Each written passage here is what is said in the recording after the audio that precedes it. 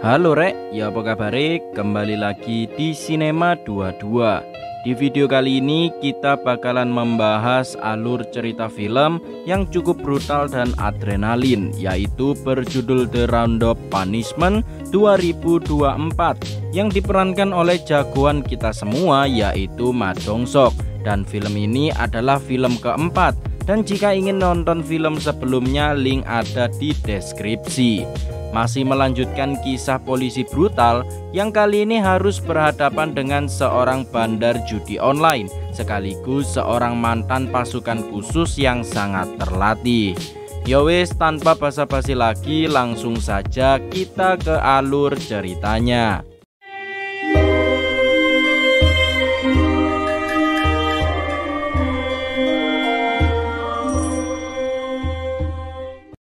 Kisah diawali dengan diperlihatkan seorang pria Korea bernama Sung Jae yang kabur dari kejaran para mafia di Filipina. Yang ternyata Sung Jae sudah kabur dari markas judi online karena ia dipaksa kerja terus-terusan tanpa mendapat gaji serta disiksa secara terus-menerus. Sung Jae kemudian bertemu dengan dua orang polisi Filipina untuk meminta bantuan. Tapi seorang pembunuh bayaran bernama Chang Gi datang dan membantai mereka termasuk kedua polisi tersebut.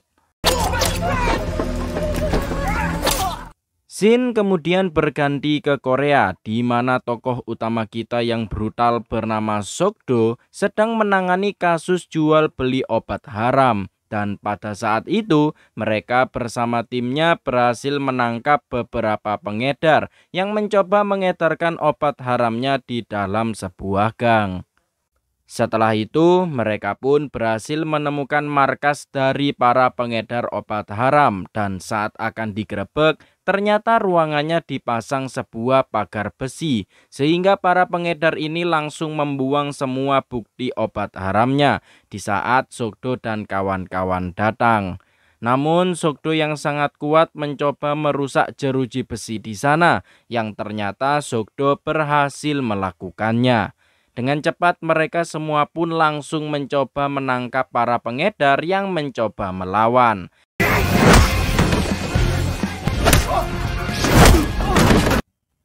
Sok-do dan timnya kemudian berhasil menemukan bukti sebuah aplikasi yang digunakan untuk jual beli obat haram berkedok pesan makanan. Dan tak lama kemudian salah satu HP mendapat orderan.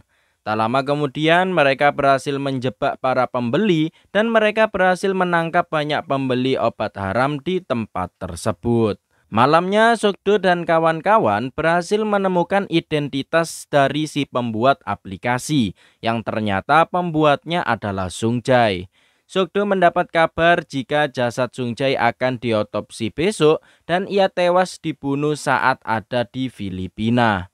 Keesokan harinya, Sok-do pun melihat jasad Sung Jae dan terdapat bekas tusukan serta ditemukan keanehan karena Sung Jae mengalami turun berat badan yang sangat drastis. Sehingga Sok-do menyimpulkan jika Sung Jae tewas bukan karena perampokan biasa.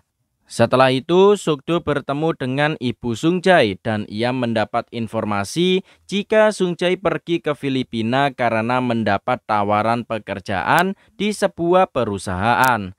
Namun nyatanya Sung Jae ditipu dan dipaksa bekerja di sebuah situs judi online. Scene kemudian berganti ke seorang pria kaya raya bernama Chong Dol dan ia adalah pemilik situs judi online tempat Sung Jae bekerja, sekaligus pemilik situs judi online terbesar di Filipina. Di sisi lain, Sok-do dan timnya mendapatkan informasi tentang Sung Jae bagaimana ia membuat aplikasi sebelumnya. Namun para polisi tidak berhasil menemukan perusahaan yang disebut oleh ibu Sung Jae karena pada saat dihubungi selalu tersambung ke orang lain. Tapi tak lama kemudian Sok-do mendapat kabar jika ibu dari Sung Jae sudah tewas karena bunuh diri yang diakibatkan depresi karena anaknya sudah tewas.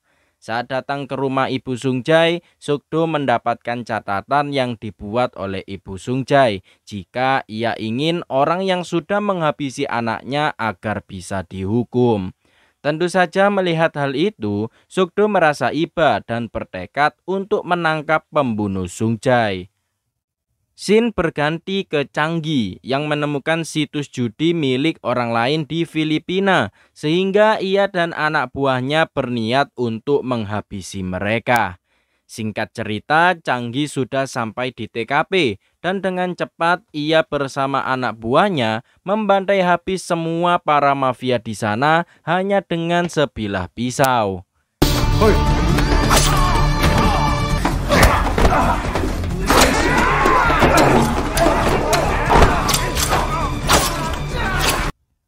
Pada akhirnya, Changi berhasil mengambil data situs judi milik saingannya. Dan setelah itu, Changi yang bekerja untuk Chongdol melaporkan hasil kerjanya jika ia sudah mendapatkan data dari para pemain judi dan menagih janji Chongdol untuk memberinya bagi hasil.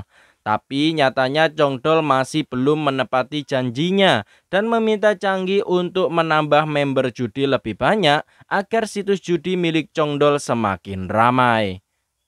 Di sisi lain, nampaknya Sukdo dan kawan-kawan mengalami kesulitan dan meminta bantuan kepada tim cyber untuk mengusut kasus tersebut. Benar saja, tak lama kedatangan tim cyber, mereka berhasil menemukan situs judi tempat Sungjai bekerja. Sukdo dan atasannya kemudian pergi ke markas gangster untuk mencari informasi. Tapi sesampainya di sana, Sukdo dihadang penjaga. Namun seperti biasa, Sukdo berhasil mengalahkan mereka seorang diri.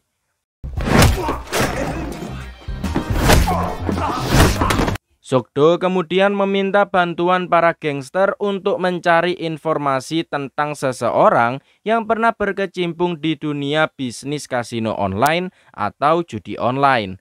Ternyata orang yang dimaksud adalah kawan lama Sukdo bernama Jang Yiso. Sukdo kemudian menemuinya dan meminta Yiso untuk ikut ke kantor polisi. Awalnya Yiso menolak karena terakhir kali ia membantu Sukdo dirinya hampir mati. Tapi Sukdo terus memaksa yang membuat Yiso tak ada pilihan lain. Sementara itu, Changi mencoba menagih kembali bagi hasil yang dijanjikan oleh Chongdol. Tapi lagi-lagi Chongdol beralasan yang membuat Changi kesal dan memutuskan untuk pergi ke Korea menemui Chongdol secara langsung. Sesampainya di kantor polisi, Yiso pun mengatakan jika ia sempat punya bisnis judi online di Filipina. Namun salah satu situs judi yang dimiliki oleh Chongdol ternyata memonopoli pasar judi online di Filipina. Dan situs-situs judi baru yang ada di Filipina akan dihancurkan oleh anak buah Chongdol. Tapi beruntung Yiso tahu koneksi yang bisa membawa Sukdo untuk mendapatkan informasi lebih lanjut. 근데 연결책이 어디 있는지는 알지? 필리핀에서 했지. 얼마나 했... 이게 다 지들끼리 해먹겠다는 게 내가 이거 보고 시작했다가 쫄딱 망했다니까.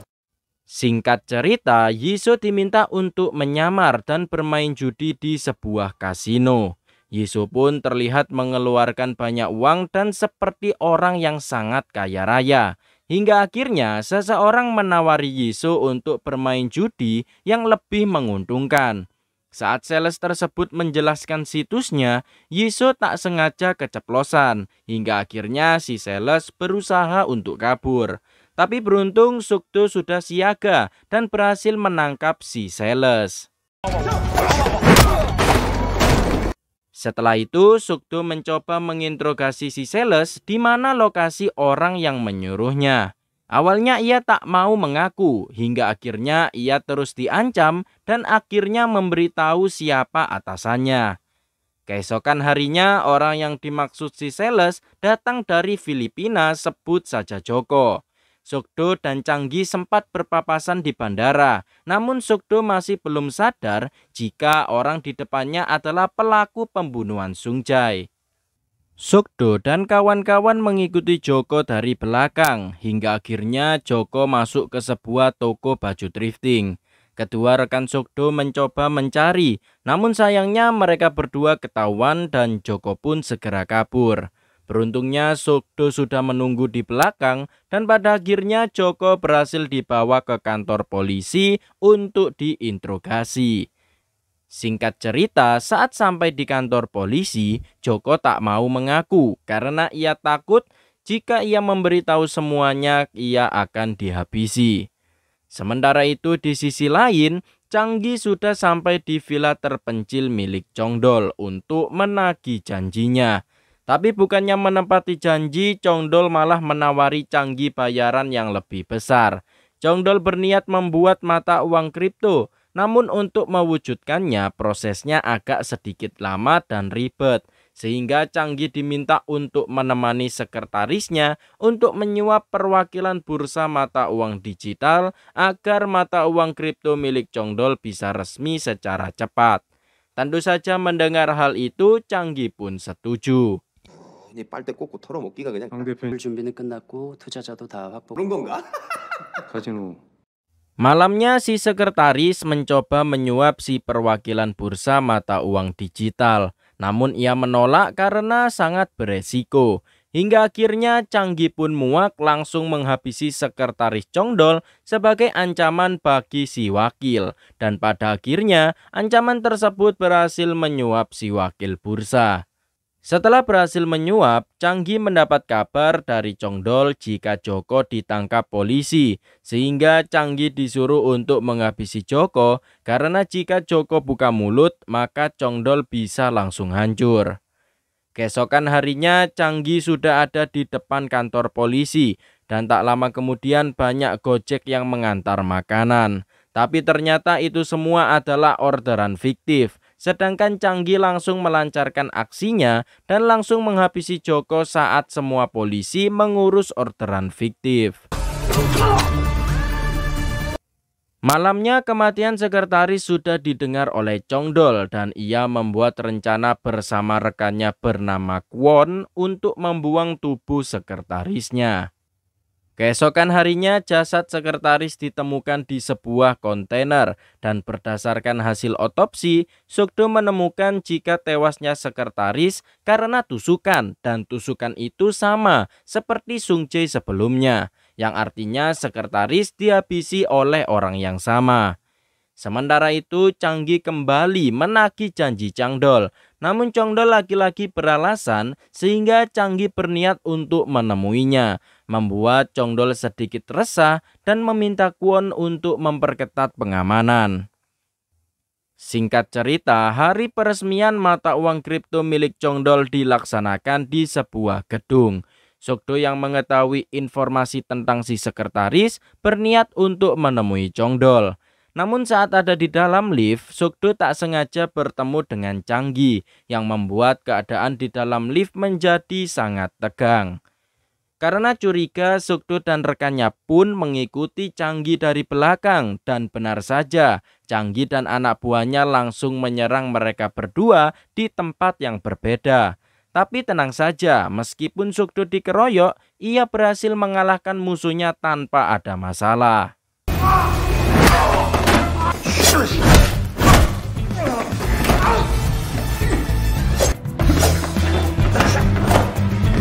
Sayangnya rekan Sukdo kalah dan Changgi berhasil kabur serta ia berhasil melukai seorang OB di sana. Singkat cerita, Sukdo mendapatkan identitas Changgi yang ternyata adalah seorang mantan pasukan khusus yang mendapatkan banyak masalah dan pada akhirnya dibebaskan bertepatan dengan munculnya situs judi milik Chongdol. Sementara itu keadaan OB sudah mulai membaik dan satu anak buah Changgi yang tak mau memberi informasi disiksa oleh Sukdo agar mau bicara. Tak lama kemudian, Sukdo dipanggil oleh atasannya dan ia pun dibebas tugaskan atas kasus tersebut karena masih belum ada kemajuan. Ditambah lagi terdapat korban warga sipil saat menginvestigasi kasus tersebut. Tentu saja hal itu membuat Sukdo kecewa berat karena ia sudah berjanji kepada dirinya untuk menangkap pembunuh Sung Jae sesuai isi surat dari ibunya Sung Jae yang bunuh diri. Karena kesal, Sukdo pun melampiaskan kemarahannya kepada para preman yang membuat rusuh di daerah tempat ia makan.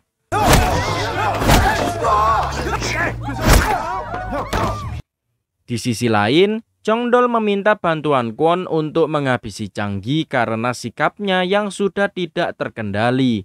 Karena takutnya Chongdol akan menjadi sasaran Changgi selanjutnya. Singkat cerita, Kwon bersama anak buahnya sampai di tempat Changgi. Tapi nampaknya Changgi tidak takut sama sekali. Dan pada akhirnya pertarungan yang sangat brutal pun tak dapat dihindarkan.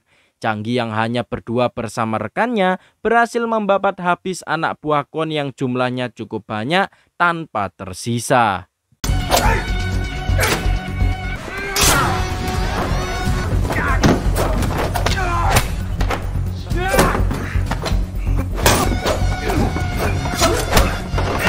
Kwon yang terpojok akhirnya mau tak mau harus menuruti perkataan Changgi. Keesokan harinya, Sokdo masih terus berusaha agar bisa mengusut kasus tersebut. Bahkan ia rela berlutut di depan atasannya yang sedang rapat demi bisa melanjutkan kasusnya. Beruntung kepala polisi juga ada di sana dan akhirnya memperbolehkan Sokdo untuk lanjut menyelesaikan kasusnya. Sadar jika pelaku memonopoli pasar judi online, Sokdo mempunyai rencana, yaitu menjebak para pelaku dengan membuka sebuah situs judi online baru di Filipina. Dengan begitu, polisi akan mudah untuk menangkap pelakunya. Tapi sebelum itu, Sokdo memerlukan bantuan seseorang untuk menjalankan rencananya, yang tak lain adalah Yiso. Tentu saja Yiso menolak untuk membantu Sokdo lagi karena ia harus mempertaruhkan nyawanya untuk membantu. Terlebih lagi tidak ada imbalan untuk dirinya sama sekali. Sokdo kemudian memberikan rencana sebagai agen khusus berpangkat tinggi dan jika Yiso memakainya, maka ia resmi menjadi seorang polisi.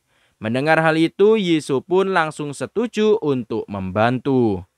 야, 너 형사 말을 뭐가 필요해서 위에다 부탁해가지고 받아온 거야. 아니 하면 나한테 못 떨어지는. Di kantor polisi, mereka semua sudah mempersiapkan server dan segala hal yang diperlukan agar rencana berjalan lancar. Setelah itu, beberapa rekan Sokdo dan Yiso diminta untuk pergi ke Filipina membangun sebuah tempat judi online baru. Singkat cerita, Yiso dan beberapa polisi Korea sudah sampai di Filipina. Mereka dengan cepat langsung membangun tempat judi online yang cukup besar dan terdapat sedikit masalah. Namun beruntung, Yiso sudah menyelesaikannya dengan mudah. Setelah selesai semua, barulah mereka mulai menjalankan situs judi online-nya. Sementara itu di sisi lain, Chongdol sangat senang karena Kwon berhasil menangkap Changgi dan ia diberi sebuah pistol untuk menghabisi Changgi dengan tangannya sendiri. Namun sayangnya Chongdol kena tipu karena Changgi tidak terikat sama sekali dan pistol yang diberikan Kwon tidak ada pelurunya. Terlebih lagi ia sudah memberikan kode untuk semua server judi miliknya. Karena sudah mendapatkan kodenya, Changgi pun langsung memotong jari Chongdol agar bisa membuka brankas miliknya.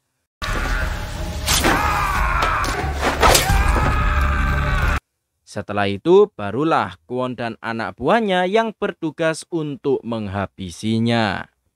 Benar saja, Changgi mendapat laporan jika ada situs baru. Dan ia pun langsung menyuruh anak buahnya untuk menghabisinya. Sedangkan Changgi sendiri akan pergi ke kediaman Chongdol untuk mengambil isi brankas miliknya. Di sisi lain, polisi Korea dan Filipina sudah bersiap akan kedatangan para pelaku. Saat mereka datang, polisi langsung memberi bom asap dan pada akhirnya polisi berhasil menangkap para pelaku dengan sangat mudah. Selain itu, para polisi berhasil menemukan pusat tempat judi online milik Changgi yang berada di Filipina. Sekaligus mereka juga berhasil menemukan server judi yang ada di kediaman Chongdol. Dengan cepat, Sokdo dan polisi lainnya yang ada di Korea bergegas menuju ke rumah Chongdol. Di sana ternyata masih ada Kwon dan anak buahnya dan mencoba menyerang Sokdo. Namun Sokdo berhasil mengalahkan mereka semua dan mendapatkan informasi tentang keberadaan Changgi.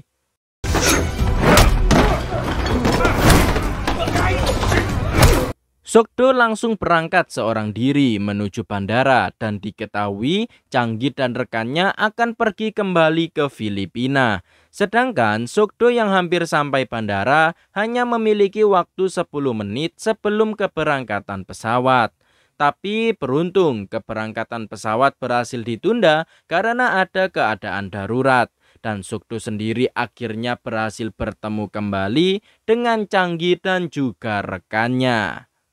Tanpa banyak basa-basi mereka pun langsung bertarung dan Sokdo harus menghadapi 2 orang sekaligus. Namun ternyata Sokdo masih mampu melawan karena Changgi tanpa sebilah pisau bukanlah apa-apa selain orang biasa. Bahkan mereka berdua dibuat babak belur dan pada akhirnya Sokdo berhasil menumbangkan rekan Changgi.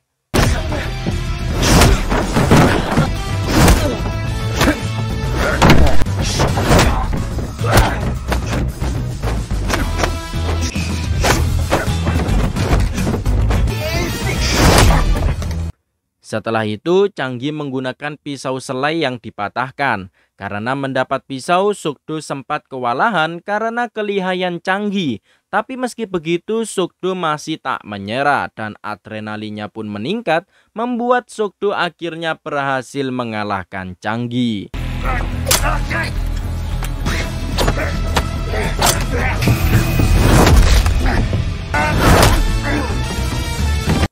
Setelah itu, Sokdo pun keluar dari pesawat, sedangkan atasannya barusan datang dengan bala bantuan. Singkat cerita, Sokdo bersama rekan polisinya memberikan penghormatan kepada Ibu Sungjai dan Sokdo sudah menepati janjinya untuk menghukum si pelaku. Sedangkan di sisi lain, Yiso kena tilang dan saat ia menunjukkan lencana polisi, ternyata lencana tersebut adalah lencana Badan Pengawas Makanan milik Amerika. Yang tentu saja hal itu membuat Yiso kesal karena selama ini sudah ditipu oleh Sokdo. Dan setelah itu, film pun berakhir. Itulah guys alur cerita film The Roundup Punishment 2024. Bagaimana? Sangat brutal bukan? Untuk kalian yang suka channel alur cerita film, jangan lupa untuk like, komen, dan subscribe, serta nyalakan tombol loncengnya, agar kalian mendapatkan notifikasi video baru dari channel ini. Untuk kritik, saran, dan lain-lain, kalian bisa tambahkan di kolom komentar. Terima kasih yang sudah menonton, sekian dan sampai jumpa.